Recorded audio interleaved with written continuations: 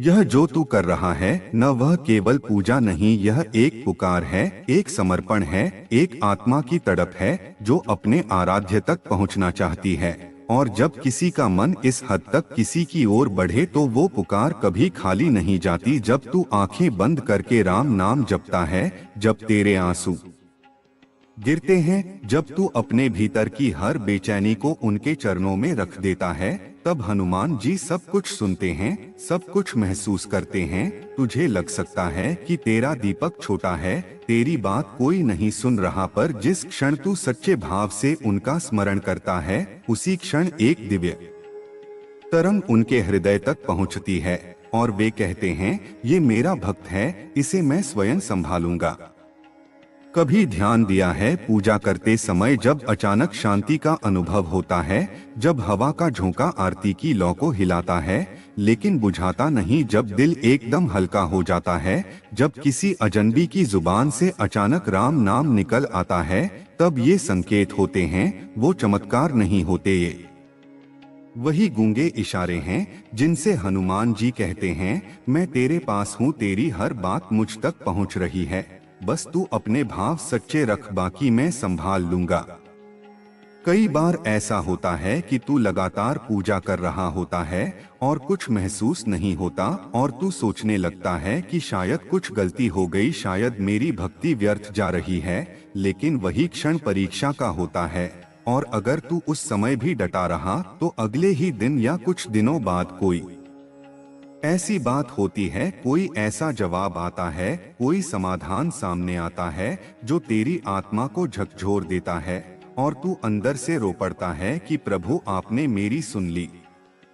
वे चमत्कार बाहर कम और भीतर ज्यादा करते हैं, जब मन परेशान हो और अचानक एक दिन बिना किसी कारण के हल्का लगने लगे, जब सारी चिंताओं के बीच से एक अपार साहस उठे और लगे कि अब मैं सब कुछ झेल सकता हूँ, तो जान ले ये वही शक्ति है जो हनुमान जी ने तेरे भीतर डाली है। वे तुझे मजबूत बना रहे हैं ताकि तू किसी भी तूफान से लड़ सके।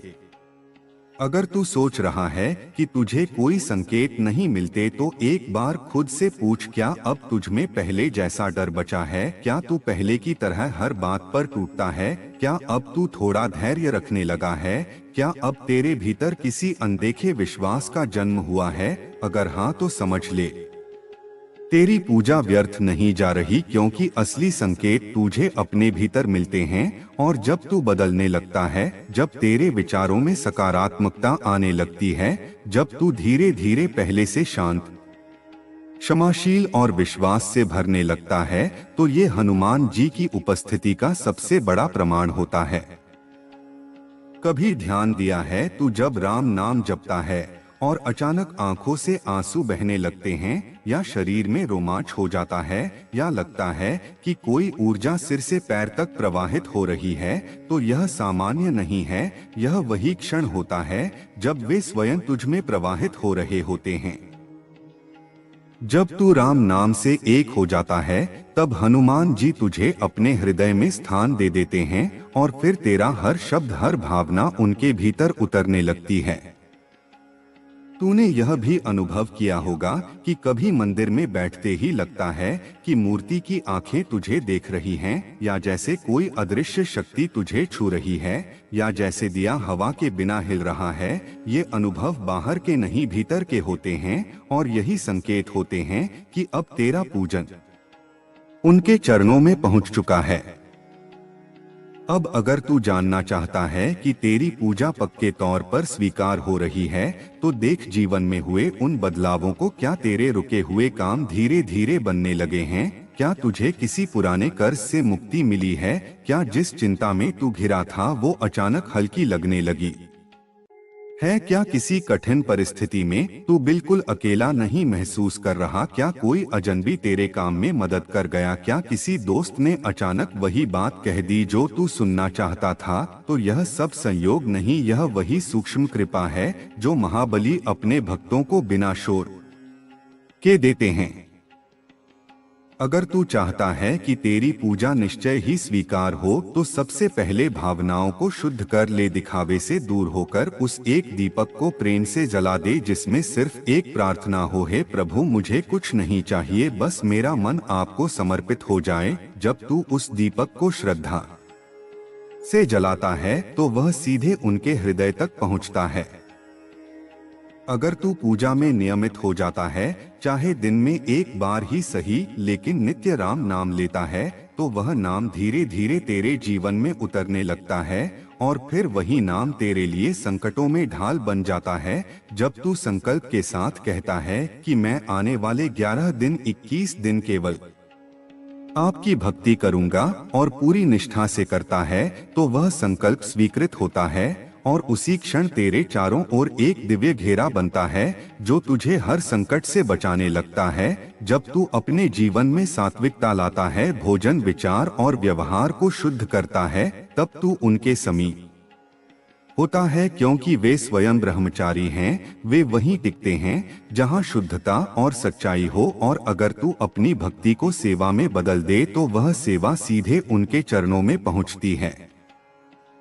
कोई भूखा है और तू उसे खाना खिला देता है, कोई दुखी है और तू उसे राम नाम की शांति दे देता है, कोई थका हुआ है और तू उसे एक भरोसा दे देता है कि भगवान सब ठीक करेंगे, तो वह काम सीधे हनुमान जी की सेवा बन जाता है और फिर वे तुझसे प्रसन्न हो जाते हैं।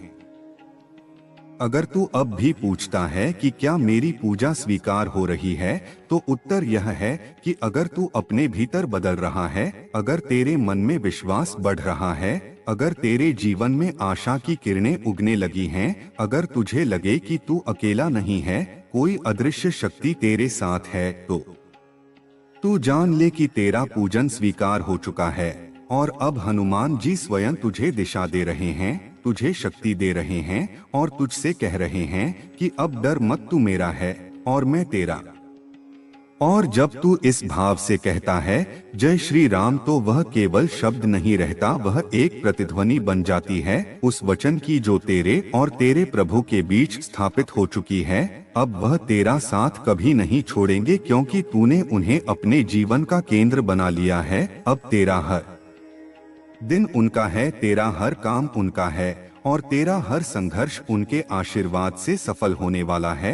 अब बस इतना याद रख, जब भी पूजा कर तो दिल से कर, मन से कर, अश्रु से कर, और फिर देख कैसे उनके संकेत तेरे जीवन में उतरते हैं और तुझसे कह देते हैं कि तू अकेला नहीं है, तू मेरा भक्त है और मैं तेरा रक्षक हूँ। अब जो भी होगा वो मेरी इच्छा से होगा और तेरा कल्याण ही होगा।